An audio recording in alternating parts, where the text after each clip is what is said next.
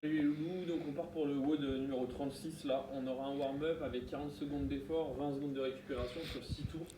Donc vous reprendrez là où vous êtes arrêté, d'accord, pour pouvoir continuer le warm-up. Donc il y aura besoin d'une bouteille d'eau pour le warm-up et le warm-up sera composé de 4 mouvements. Donc le premier mouvement sera des side shuffle, touch the ground, donc il y en aura 10 à effectuer. Donc 10 fois, je commence d'un côté de la bouteille ici, je vais faire un pas chassé en passant par-dessus la bouteille. Là, je pose les deux pieds au sol, je touche le sol et je recommence. Ici, là, et je le fais 10 fois. Quand je termine les 10 fois, je vais attaquer 8 squat jump. Donc 8 fois où je fais un squat profond, je saute, je décolle les pieds, je termine mon extension à chaque fois. Une fois que j'aurai terminé mes squat jump, je vais faire 10 knees up, donc 10 montées de genoux, donc je vais forcément changer de genou à chaque fois. On s'aide bien des mains, mais on va pouvoir augmenter son amplitude et on terminera par 16 reverse lunges, donc 16 fentes où je pars vers l'arrière et je vais chercher à poser le genou en arrière, je remets les deux pieds dans l'axe et je change de jambe. Donc on alternate obligatoire. Ok. Donc là j'aurai 40 secondes d'effort où pendant 40 secondes j'essaie d'aller le plus loin possible. 20 secondes d'après c'est 20 secondes de récup et je repars sur 5 autres tours. On part sur des double under et des single under. Ceux qui n'ont pas de corde à sauter, on fera exactement la même chose. On fera de la simulation en tapant avec les mains. Donc soit sur du double under, si jamais vous aviez déjà les double under, ça vous permettra de les enregistrer entre guillemets. Et si vous n'avez pas encore les double under, on part sur des single under en venant simuler et se tapant les pieds, les jambes. Pardon. Donc on part sur 45 secondes d'effort, c'est comme les goblet squats, les push-ups qu'on a fait auparavant. Pendant 45 secondes, je vais essayer d'enchaîner le maximum de mouvements d'affilée. D'accord ? Donc je prends ce score-là et je le note parce qu'il me resservira dans d'autres séances à la suite.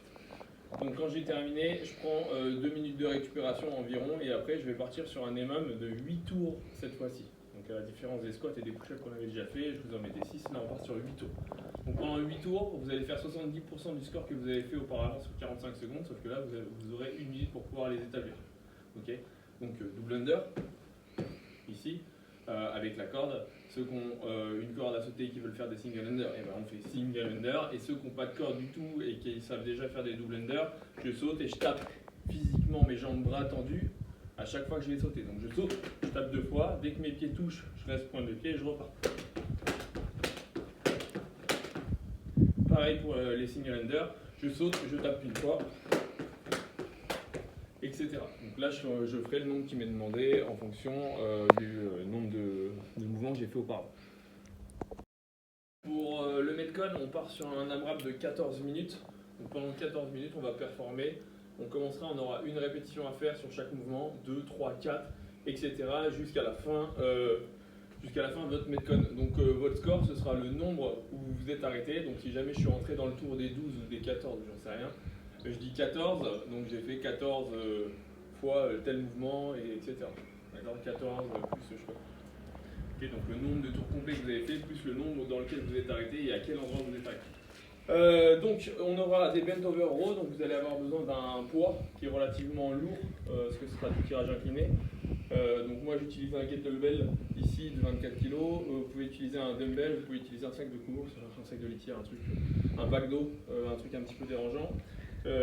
Et ensuite on aura également besoin d'une serviette de bain et de marche ou un endroit sur lequel vous pouvez monter, une chaise, un truc un petit peu solide comme ça. Je ne vais pas vous demander de sauter, mais au moins de monter dessus. Donc premier mouvement, je récupère un poids ici et j'aurai du bent over, donc en position inclinée. Je me mets en position de fente, je peux m'appuyer sur mon genou, je garde le dos droit ici, je vais venir tirer et en même temps créer un pivot avec mon buste. D'accord, je vais tirer, le but c'est de tirer le coude assez haut, mais par contre toujours collé près du corps. Ici, je vais tirer une fois à droite, je change de côté, une fois à gauche. Donc là, je suis dans la série des 1. Quand j'ai terminé le 1, je vais faire des step-up. Donc moi, j'utilise le stabilité ici. Je vais monter une seule fois. Je monte, je termine mon extension, je redescends.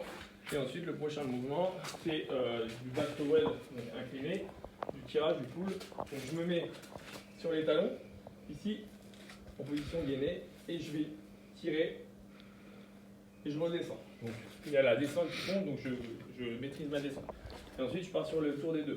Donc 2 fois je vais venir tirer d'un côté, 2 fois je tire de l'autre. Je monte 2 fois sur mes marches en n'oubliant pas de changer de jambe à chaque fois que je le ferai. Et j'attaque ma serviette 2 fois, tour des 3, etc.